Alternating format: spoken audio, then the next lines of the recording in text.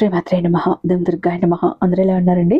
అందరూ కూడా దుర్గమ్మ దయ వలన ఎప్పుడూ ఆనందంగా ఆరోగ్యంగా ఉండాలని, మీరు కోరిన కోరికలన్నింటినీ కూడా దుర్గమ్మ తీర్చేయాలని మీ తరపున నేను కూడా దుర్గమ్మని మనస్ఫూర్తిగా కోరుకుంటూ, ముందుగా దుర్గమ్మ పాద పద్మాలకైతే ఒక్కసారి నమస్కరించుకొని వీడియోలకైతే వెళ్ళిపోదాం. ఇక ఈరోజు దుర్గమ్మ తన బిడ్డల కోసం తీసుకువచ్చిన సందేశం ఏంటో విందామా? తల్లి, నీతో కలయిక కోసం ఉవ్విళ్ళూరుతున్న నీ వ్యక్తి అదిగో వచ్చేశారు. నీ వీధి చివరన ఉన్నారు, నీ వీధి మలుపులోనే ఉన్నారు. అసలు ఆ వ్యక్తి ఎవరు? ఎందుకు నీతో మాట్లాడాలని ఉవ్విళ్ళూరిపోతున్నారు? రా, వచ్చి ఇలా నా ఒడిలో తల పెట్టుకుని పడుకో తల్లి. ఎన్నాళ్ళుగా దాచుకుంటావు ఆ కన్నీటిని? లోకమంతా నిద్రపోతున్న వేళ గుండెల్లో బాధను నొక్కి పెట్టుకుని నువ్వు పడుతున్న ఆరాటం, ఆ ఏడుపు ఈ దుర్గమ్మకు వినపడదు అనుకున్నావా? ఈరోజు నువ్వు ఈ మాటలు వింటున్నావు అంటే ఇది ఏదో యాదృశ్చికం కాదు. నిన్ను నేనే ఇక్కడికి రప్పించాను. ఎందుకంటే నీ బంధంలో నువ్వు ఎదుర్కొంటున్న తుఫానును శాంతింపజేసే సమయం వచ్చింది. నీ మనసులో ఉన్న ఆ వ్యక్తి నిన్ను ప్రాణం కంటే ఎక్కువగా ప్రేమించి ఇప్పుడు నీకు కానరాకుండా పోయిన ఆ మనిషి, అతని గుండెల్లో ఇప్పుడు ఏం నడుస్తుందో తెలుసుకోవాలనుందా? నీతో కలవటం కోసం అతను ఎంతలా ఉవ్విళ్ళూరుతున్నాడో ఆ కాలచక్రాన్ని తిప్పే ఈ అమ్మ నీకు చెబుతుంది విను. ఏ మాత్రం కూడా ఆలస్యం చెయ్యకు, ఏ మాత్రం కూడా నిర్లక్ష్యం చెయ్యకు. నీ బతుకు మీద, నీ భవిష్యత్తు మీద నీకు ఆశ ఉంటే ఖచ్చితంగా చివరి దాకా నాతో నడువు. చివరన నేను చెప్పబోయే మాట మీ ఇద్దరి బంధాన్ని మరింత పటిష్టంగా మారుస్తుంది. మళ్ళీ ఎప్పుడు విడిపోకుండా చేస్తుంది. ఆ వ్యక్తి ఎవరు అనేది కూడా స్పష్టంగా చెబుతుంది నీ దుర్గమ్మ. కాబట్టి నాతో కాసేపు ప్రయాణం చేయి, ఒక్క 5 నిమిషాలు, అంతకు మించి వద్దు తల్లి అని జాగ్రత్త అంటూ దుర్గమ్మ ఈరోజు ఒక నిగూఢార్థం దాగి ఉన్న హెచ్చరికతో కూడిన సందేశంతో వచ్చారండి. అమ్మ మాటలు వెనుకున్న అర్థం పరమార్థం తెలియాలి అంటే ఖచ్చితంగా వీడియోని ఎక్కడ స్కిప్ చేయకుండా, మిస్ చేయకుండా చివరి దాకా చూడాల్సిందే. వీడియోకి ఒక చిన్న లైక్ ఇచ్చేసి ఛానల్ని సబ్స్క్రైబ్ చేసుకొని అదే చెత్త హైప్ కూడా చేసి మీ సపోర్ట్ నాకు అందిస్తారని ఆశిస్తూ భావిస్తూ ఉన్నాను. ఇక దుర్గాయ నమః అంటూ ఇక్కడ కామెంట్ టైప్ చేసి పెట్టి వీడియో చూడటం మొదలు పెట్టండి. మీరు ఇక్కడ రాస్తున్నది అమ్మ మీద ఉన్న మీ భక్తిని చాటుకుంటున్నారు. మీరు ఇలా దుర్గాయ నమః అని మీరు రాయగానే అది అమ్మ మనసులో మీ పేరు ముద్రితం అవుతుంది. మీకు ఏదైనా కష్టం వచ్చినా, బాధ వచ్చినా కూడా వెంటనే అమ్మ గుండెల మీద ఉన్న మీ పేరు గుర్తు చేస్తుంది. అమ్మ నాకు ఈ కష్టం అని వెంటనే అమ్మ మిమ్మల్ని కాపాడుతుంది. కాబట్టి ఖచ్చితంగా దుర్గాయ నమః అంటూ రాయటం మాత్రం అస్సలు మర్చిపోకండి. అయితే ఇక్కడ ఎంత నమ్మకమైన గురువు గారండి. నాకు తెలిసిన రీసెంట్ గా ఈ మధ్య ఫ్యామిలీకి ఎవరో ఏదో చేశారని అనుకున్న పనులు జరగట్లేదు. బాగా బతికిన ఫ్యామిలీ ఒక సడన్ గా లాస్ అయిపోయారు. అవకాశాలన్నీ పోయాయి. సంతోషాలు లేవు, ఆనందాలు లేవు, ఆరోగ్యాలు లేవు.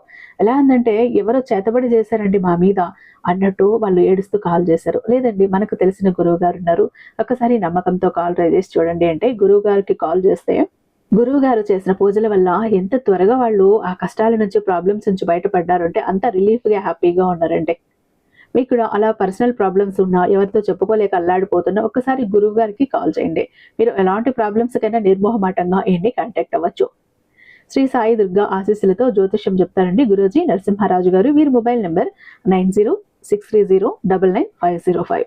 మీ ప్రాబ్లం ఏంటి అనేది ఫోన్ ద్వారా వివరిస్తే చాలు. పూజల ద్వారానే మిమ్మల్ని ఆ కష్టాల నుంచి బయటపడవేస్తారు అతి తక్కువ సమయంలో.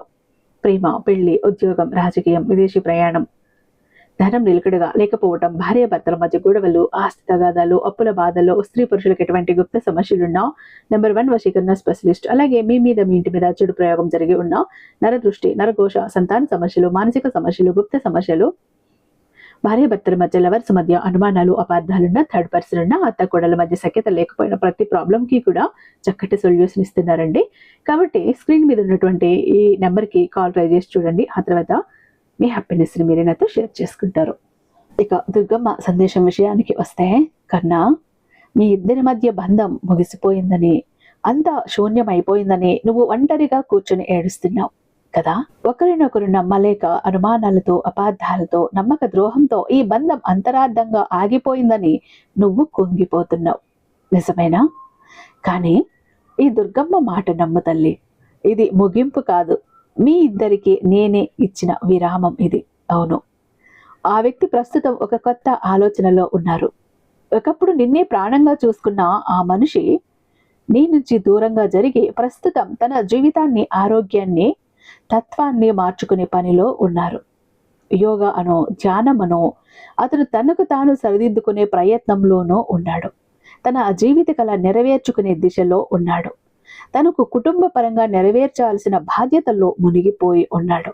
తన జీవితంలోకి వచ్చిన అతిపెద్ద అదృష్టం నువ్వేనని అతనికి ఇప్పుడిప్పుడే అర్థమవుతుంది.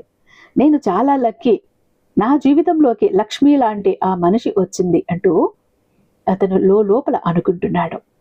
నీతో గడిపిన ప్రతి మధుర క్షణాన్ని అతను తలుచుకుంటూనే ఉన్నాడు, మర్చిపోలేదు. నీకొక నిజాన్ని చెప్పనా తల్లి, అతను నీ దగ్గరికి రావటానికి ప్లాన్ కూడా చేస్తున్నాడు. నిన్ను కేవలం ఒక ప్రేమికురాలుగానో, స్నేహితురాలుగానో కాదు, తను తన జీవిత భాగస్వామిగా, తన భార్యగా, భర్తగా, తన కుటుంబంలో ఒకరిగా ఊహించుకుంటున్నాడు. నీతో కలిసి ఒక ఇల్లు కట్టాలని, పిల్లలతో సంసారాన్ని సంతోషంగా గడపాలని కలలు కంటున్నాడు. కానీ అతని మనసులో ఒక భయం ఉంది.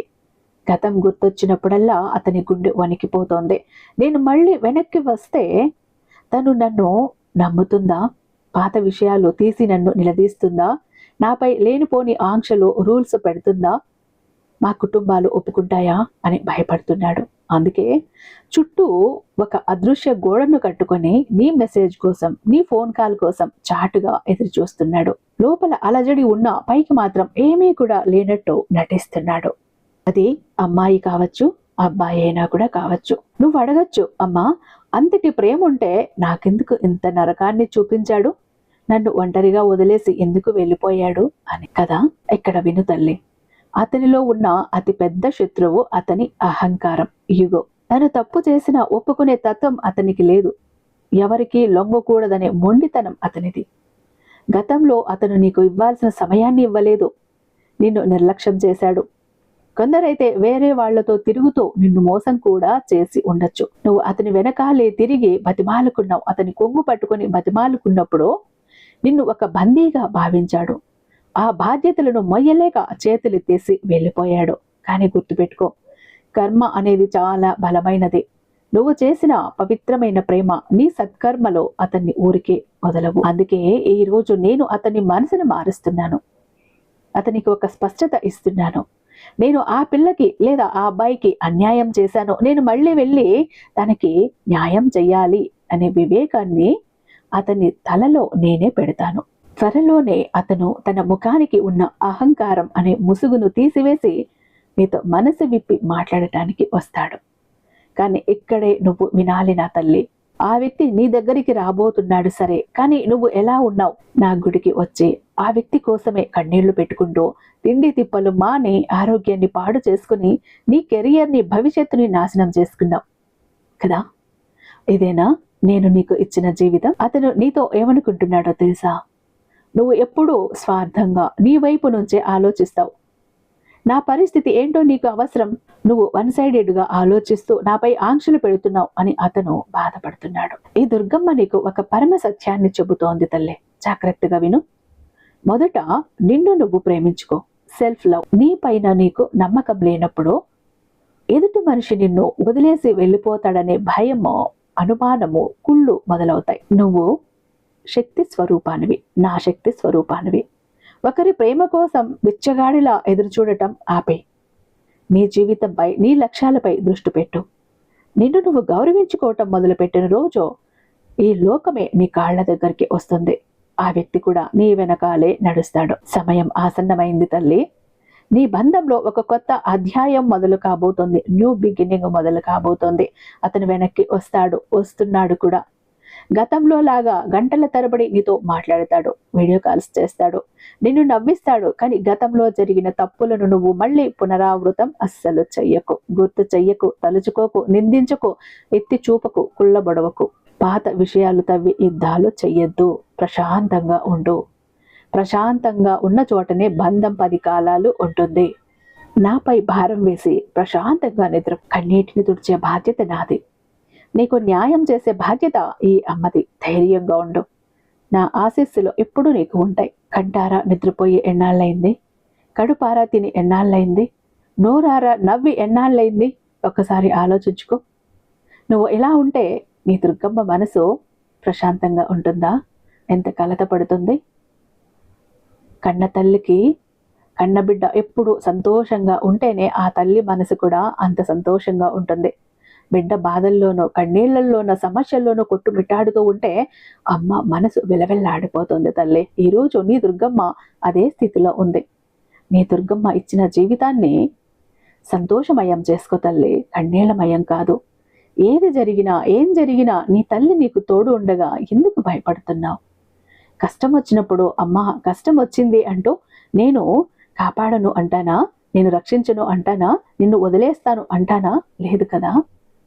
అనుక్షణం అక్కున చేర్చుకునే అమ్మ నీకు అండగా ఉంది తల్లి, భయపడకు. నీ బంధం నీ వీధి మలుపులోనే ఉంది. చెప్పాను కదా, వచ్చాక మళ్ళీ పాతవి ఏవి తవ్వి తీసి యుద్ధాలు చెయ్యకు. ప్రశాంతంగా ప్రేమించు, గౌరవించు, అర్థం చేసుకో, చిరునవ్వుతో ఉండు తల్లి. నీ జీవితంలో సంతోషాల పువ్వులు నేను పూయిస్తాను అంటూ దుర్గమ్మ ఈరోజు అత్యంత అద్భుతమైన సందేశంతో మన ముందుకు వచ్చారండి. ఐ హోప్ ఈ వీడియో మీకు నచ్చిందని భావిస్తున్నాను. రేపు మరొక మంచి వీడియోతో మీ ముందుంటాను. అంతటిదాకా జై దుర్గా.